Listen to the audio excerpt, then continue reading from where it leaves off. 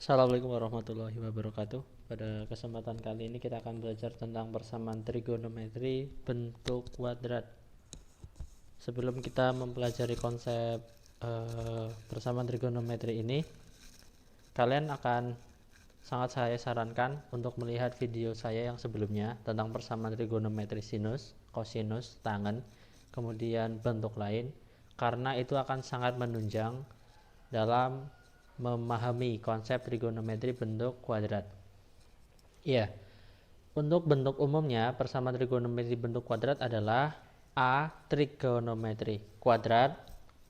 Ya, ini trigonometrinya bisa sinus, kosinus, tangen, ditambah B trigonometri. Ya, sama ini juga bisa sinus, kosinus, tangen, tambah C sama dengan 0. A ini adalah koefisien dari trigonometri untuk yang kuadrat. B adalah koefisien untuk trigonometri pangkat 1, sedangkan C adalah konstanta. Untuk menyelesaikannya, kita harus memisalkan terlebih dahulu trigonometri yang ada di soal dengan sebuah variabel baru. Nah, saya misalkan di sini adalah P. Kalau kalian menggunakan variabel lain, boleh. Begitu. Nanti ketika kalian sudah misalkan P, nanti dia akan menjadi persamaan kuadrat yang kalian hitung atau cari akar-akarnya dengan menggunakan pemfaktoran atau menyempurnakan bentuk akar atau rumus ABC. Nah, setelah kalian dapat akar-akarnya, kalian jabarkan untuk mencari nilai sudut yang dicari. Begitu. Untuk lebih mudah, kita langsung ke contoh soal saja. Yang nomor 1. Untuk 0 kurang dari sama dengan X kurang dari sama dengan 360 derajat, dari 2 sin kuadrat X tambah sin X sama dengan 0. Nah, kita diminta mencari besarnya sudut X yang memenuhi persamaan tersebut. Baik, seperti yang tadi saya katakan, ini memenuhi bentuk umum dari persamaan kuadrat karena kita lihat dari soalnya di sini ada trigonometri yang kuadrat, ya. Kemudian 2 ini adalah koefisien dari trigonometri kuadrat. Ini ada trigonometri berpangkat 1, di sini koefisiennya 1, sedangkan konstantanya adalah 0. Begitu. Jadi kita misalkan saja sinus X, ya, trigonometri di sini adalah sinus, kita misalkan dengan sebuah variabel baru. Tadi saya misalkan dengan P. Kemudian kita bisa buat jadi persamaan kuadrat, yaitu 2P kuadrat ditambah P sama dengan kan 0. Gitu ya. Kemudian kita faktorin aja ya biar lebih mudah. Jadinya P-nya kita keluarkan, P kurung buka. Ini P-nya udah keluar, tinggal 2P. Kemudian P-nya udah keluar, tinggal positif 1 sama dengan 0. Kemudian kita jabarin akar-akarnya. P1 adalah 0, P2 adalah min setengah, ya kan? Kemudian kita kembalikan P itu tadi apa? P adalah sin X. Sin X adalah 0. Yang ini juga sin X adalah negatif setengah. Begitu. Nah, kita cari satu persatu nanti. Sin X yang 0 sudutnya berapa? Sin X yang negatif setengah sudutnya berapa? Oke, kita bahas dulu yang sin X sama dengan 0 di sini. Untuk sin X sama dengan 0 berarti otomatis kita bisa menyimpulkan bahwa sin yang hasilnya 0 adalah 0 derajat. Kemudian kita masukkan ke rumus yang pertama sinus. X sama dengan 0 derajat ditambah 360 derajat K. Begitu. Terus rumus yang kedua adalah X sama dengan 180 dikurangi alfa, yaitu 0 ditambah 360 derajat K. Kemudian kita substitusi nilai K, ya. Di sini kebetulan sudutnya 0 sampai 360 derajat, kita berarti pakai K-nya 0, 1, 2 dan seterusnya. Nah, kita mulai dari K-nya 0. Yang pertama ini berarti X-nya 0 derajat, ya. K-nya 1 berarti nanti X-nya adalah 360 derajat. Begitu. Sedangkan untuk yang bawah ini X sama dengan berarti 180 derajat ditambah 360 derajat K. Kita mulai isi K-nya 0, berarti X sama dengan 180 derajat, ya kan? Kalau K-nya 1 berarti TM. Begitu. Nah, kemudian kita bahas lagi yang satunya, yang sinus sama dengan negatif setengah. Misal saya tulis di sini, ya. Sin X sama dengan negatif setengah. Berarti kita cari dulu sinus yang hasilnya negatif setengah. Ternyata adalah sinus 210 derajat. Nah, kemudian kita masukkan ke rumusnya. Rumus yang pertama adalah X sama dengan 210 derajat tambah 360 derajat K. Rumus yang kedua, X sama dengan 180 derajat minus 210 derajat tambah 360 derajat K, gitu kan. Kemudian kita hitung ya satu persatu. Untuk yang ini K-nya 0 ya, ini kan udah bentuk umum, udah bentuk yang sangat simpel, jadi X sama dengan 210 derajat. Begitu. Kalau K-nya 1 TM, sedangkan yang satunya adalah X sama dengan negatif 30 derajat ditambah 360 derajat K.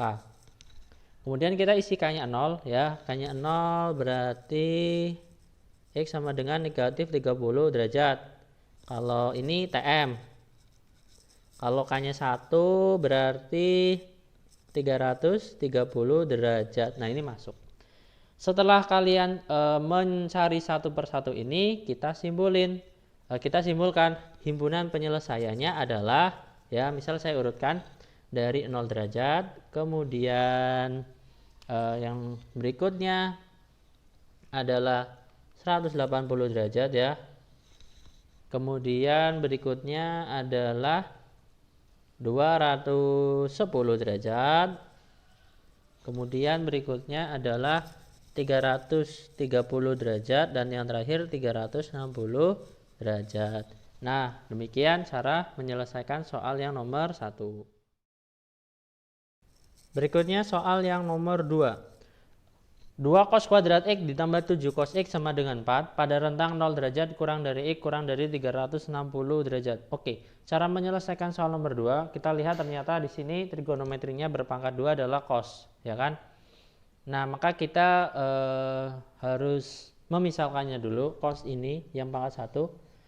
Misal cos X-nya dengan sebuah variabel baru, kita misalkan P ya. Jadi 2P kuadrat ya, 2P kuadrat tambah 7P tambah dengan 4. Nah, karena ini 4-nya bisa pindah ruas, kita pindah ruas ke kiri. Jadi 2P kuadrat tambah 7P min 4 sama dengan 0. Terus kita faktorin ya, karena ini bisa difaktorkan. Begitu, 2P per 2. 2 dikali min 4, kita dapat min 8. Faktornya min 8 yang di jumlah hasilnya 7 kan tadi plus 8 sama min 1. Ya, kemudian yang bagian kiri ternyata bisa dicoret dengan 2, bisa dibagi 2 semua ya. Ini 4 ya. Jadi P plus 4 kali 2P min 1 sama dengan 0. Jadi P1 ini pindah ruas min 4, P2 ini pindah ruas sama dengan setengah. Dapat. Kita cari P1 itu apa? P adalah cos X. Cos X adalah min 4 atau cos X sama dengan setengah, ya kan? Nah, setahu saya ya, yang namanya cos itu nilainya terendah negatif 1, tertingginya positif 1. Jadi kalau kita punya cos X sama dengan negatif 4, berarti dia tidak memenuhi. Ya, baru setelah itu kita kerjakan saja yang cos setengah, cos X sama dengan setengah, begitu. Berarti cos X sama dengan setengah, kita bahas. Kita cari cos yang hasilnya setengah itu adalah cos ya 60 derajat. Nah, kemudian masukkan rumusnya. Berarti yang pertama adalah X sama dengan 60 derajat tambah 360 derajat K. Rumus yang kedua, X sama dengan negatif 60 derajat tambah 360 derajat K. Kemudian kita isi K-nya ya. K-nya 0, berarti X-nya adalah 60 derajat. kalau K-nya 1 TM. Yang sedangkan yang satunya ini, rumus yang kedua, ketika K-nya 0, X sama dengan negatif 60 derajat. Berarti ini juga TM.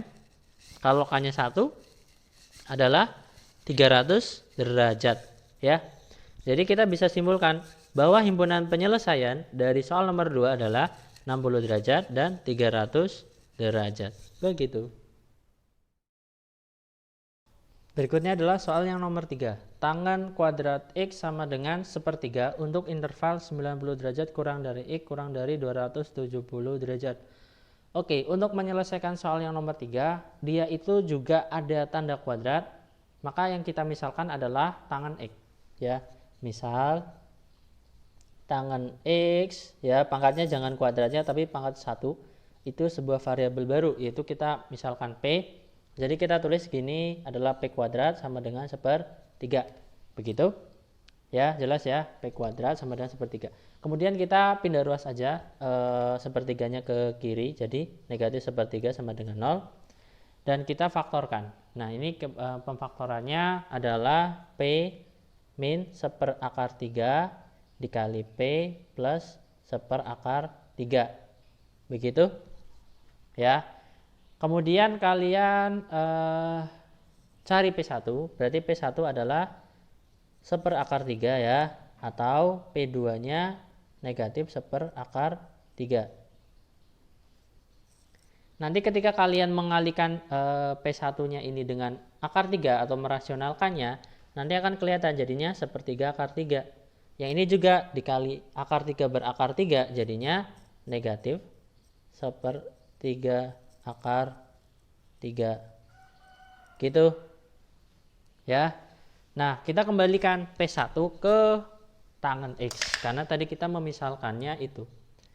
Oke, jadi P1 tangan X berarti ya tangan X sama dengan 1/3 akar 3 atau tangan X sama dengan negatif 1/3 akar 3.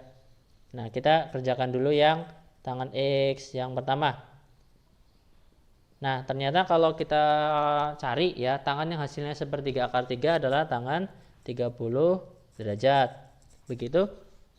Jadi kita langsung masukin rumus. Dan rumusnya tangan itu kan cuma 1. X sama dengan 30 derajat ditambah 180 derajat K. Ya. Kemudian kita substitusi K-nya 0. Mulai dari 0 ya. Berarti X sama dengan 30 derajat. Karena dia di rentang itu berarti nggak masuk, tidak memenuhi. K-nya 1 ya berarti 210 derajat. Ya, masih masuk. Kemudian kalau K-nya 2 TM. Terus kita selesaikan yang satunya yaitu tangan X sama dengan negatif 1/3. Ya. Berarti kita cari dulu tangan yang hasilnya adalah negatif 1/3 akar 3. Ternyata ketemunya adalah tangan 150 derajat. Begitu. Masukin rumus. Berarti 150 derajat ya, X sama dengan 150 derajat ditambah 180 derajat K. K-nya mulai isi 0, berarti X ketemu 150 derajat. Ya, K-nya 1 ketemu 330 derajat. Ternyata kalau 330 derajat juga tidak memenuhi ya, karena ini batasnya sampai 270 gitu. Jadi kita bisa simpulkan bahwa himpunan penyelesaian dari soal ini adalah yang pertama 210 dan yang kedua 150. Tapi saya tulis urut aja. Begitu. Dah selesai nomor 3.